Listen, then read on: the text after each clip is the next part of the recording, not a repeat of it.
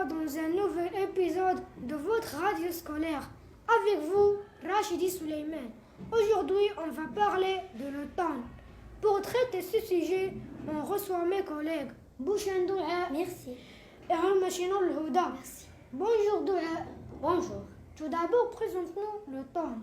L'automne, troisième saison de l'année, se caractérise par une transition marquée entre l'été et l'hiver. Il commence autour du 23 septembre dans l'hémisphère nord et se termine le 21 décembre. Cette saison est riche en changements climatiques et naturels, influençant à la fois l'environnement et les activités humaines. Quelles sont ces caractéristiques climatiques? Au cours de l'automne, la température commence à baisser progressivement. Les jours raccourcissent et les nuits se refroidissent. Cette saison est souvent marquée par une augmentation des précipitations et des phénomènes météorologiques, comme les brouillards et les vents plus frais. Les variations climatiques peuvent également entraîner des gelées précoces dans certaines régions. Quel est l'impact de cette saison sur la nature? L'un des aspects les plus remarquables de l'automne est le changement de couleur des feuilles des arbres.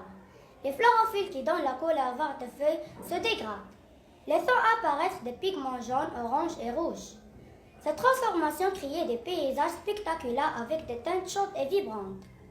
Les animaux, quant à eux, se préparent pour l'hiver. Certains oiseaux migrateurs quittent les régions plus froides pour des climats plus cléments, tandis que d'autres animaux accumulent des réserves de nourriture ou changent leur comportement pour faire face au froid à venir.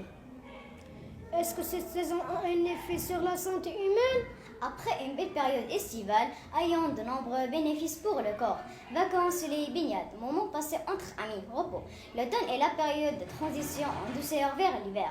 Les mécanismes d'adaptation interne se mettent alors en route pour faire face aux risques naturels. Verrues, froid, baisse de la luminosité.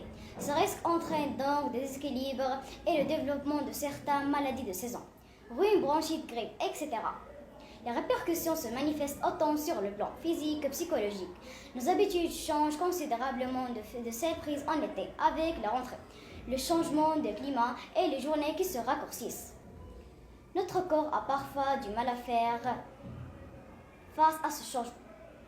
Bouchen Douha, Hamachino Houda. Je vous remercie pour toutes ces clarifications et d'avoir accepté notre invitation.